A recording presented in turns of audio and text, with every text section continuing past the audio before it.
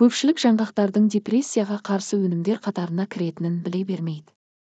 Бұл ретте жаңғақтардың пайдалы қасиеттері жайлы сөз қозғауды жөн көрдік. Жаңғақтар арқылы денсаулығыңызды сақтап қана қоймай, айтарлықтай жақсарта алады екенсіз. Бір орман жаңғағы. Орман жаңғағы бағзы замандардан бері белгілі.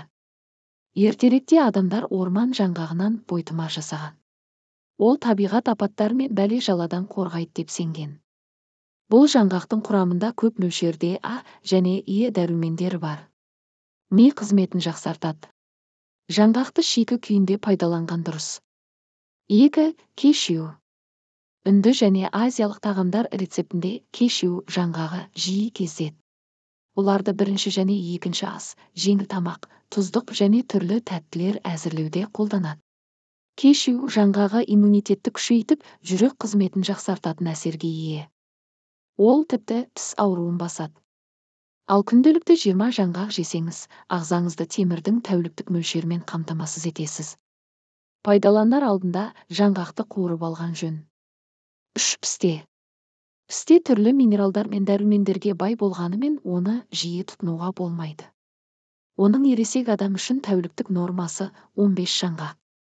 Пісте ас қорыту, тыныс алу жолдары ауруларын, қаназдық, сары ауру, жүкті әйелдерде болатын токсикозды емдеуге көмектеседі. Сонымен қатар ерлердің бел қуатын арттыруға себебі бар. 4. Бадам. Дәрігерлер жүрегі ауыратын адамдарға аптасына 60 грамм бадам жаңғағын жеуге кеңес береді. Бадам фосфор, калий және темірге бай. Тәтті тағамдар әзірлеуде жиі қолданылады. Жаңғақтың бұл түрін сатып алғанда әрі ақаусыз болғанын тексеріп алыңыз. 5. Грек жаңғағы. Кавказ жерінде грек жаңғағы қасиетті ағаш саналады. Ол жақта 4000 жылдан астам уақыт өсіп тұрған жаңғақ ағаштарын көруге болады. Грек жаңғағының құрамында амин қышқылдар, илік заттар мен құнды минералдар бар. Организмнің әлсіреуі, қаназдық, жүйке жүйесі, жүрек және асқазан ауруларын емдеуде көмектеседі. 6. Балқарағай жаңғағы. Жаңғақтың пайдалы қасиеттері жайлы орта ғасырда өмір сүрген дәрігер, ғалым Ибн Сина жазып кеткен. Заманауи ғылым ғалымның ойларын растай түсті. Жаңғақтың құрамында дәрумендер, макро және микроэлементтер бар. Ол әсіресе балалар мен қарт адамдар үшін пайдалы. Алайда семіздікке бейім адамдар балқарағай жаңғағын жиі тұтынбағаны жөн. 7. Бразилия жаңғағы. Бразилия жаңғағы ең дәмді жаңғақ саналады. Оны салаттар мен тәтті тағамдар дайындағанда қолданады. Күнделікті 2 жаңғақ жесеңіз, организміңіз селеннің тәулікті мөлшерімен қамтамасыз етіледі. Сонымен қатар бразилиялық жаңғақ күш-қуат пен сергектік сыйлайды. Әрі теріңіз тазарып, ажарлана түсесіз. Бұл жаңғақ жүрек және онкологиялық ауруларға шалдығу қаупін төмендетеді. Жер бетіндегі ең үлкен жаңғақ кокос жаңғағы. Бір жаңғақтың салмағы 4 килограммға дейін жетеді. Кокостың дәмі мен иісі де ерекше. Одан бөлек құрамы тобы дәрумендеріне, макро және микроэлементтерге бай. Жаңғақтың бұл түрі иммунитетті күшейтіп, көздің көруін жақсартады. Сонымен қатар ас қорыту жүйесіне, қалқанша безінің жұмысына оң әсері бар. Ал кокос сүті жасартатын әсерге ие. 9. Жер жаңғақ. Жер жаңғақтың шамамен 70 түрі бар. Ол тамаша антиоксидант болып табылады. Көздің көруін, есту және есте сақтау қабілеттерін жақсартады. Тағамдық өнім ретінде ғана емес, химиялық өндірісте шикізат ретінде қолданылады. Одан пластмасса, синтетикалық жіп және желім жасайды. 10. Каштан. Француздар мен италиялықтардың сүйіп жейтін жаңғақтарының бірі каштан. Францияда каштан күні аталатын мейрам бар. Бұл күні күллі мемлекетте каштан иісі аңқиды. Барлық кафелерде каштан қосылған дәмді тағамдарға тапсырыс беруге болады. Бірақ каштанның барлық түрі жеуге келмейді. Тек себінді талшын жаңғақтары ғана жеуге жарамды. Оның құрамында жасұнық, С және В дәрумендері көп мөлшерде кездеседі. Ал диетологтар вегетариандарға каштан жаңғағын жеуге кеңес береді. Жаңғақ бүйректі қуаттандырып, өкпені тазалап, ішекті дымқылдандырады және дене әлсіздігіне, бел сыздап ауырғанда, құлақ шыңылдаған Ол үшін жаңғақ дәнінен 600 грамм, қара пышақтан 300 грамм талқандап, балға араластырып, күніне 2 реттен ішеді.